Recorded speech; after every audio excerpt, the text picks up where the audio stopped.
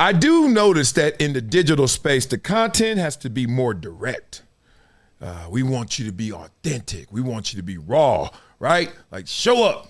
Don't shave. Wear a T-shirt.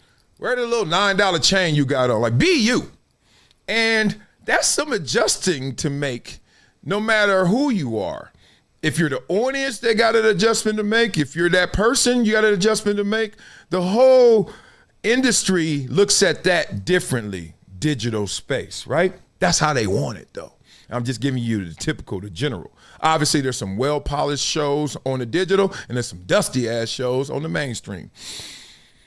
But the mainstream typically is layered and structured, and it's a slow play, and I call it makeup media, right? It takes time. Like, one of the things I am is long-winded, in part because I was trained 20-some years to build it up. Even in TV, you hit them, you punch them with the point, and then you build it up because you need people to stick around for 30 minutes, an hour, 2 hours for this show. Like, you got to build this show up and your topics, and within a topic, you got to build the argument. You just can't lay it out and then in 8 seconds, they're like, all right, that's it? Okay, we out. You know what I'm saying? Or you just can't load the show to the point where they're like, oh, that's all the hot stuff? We out.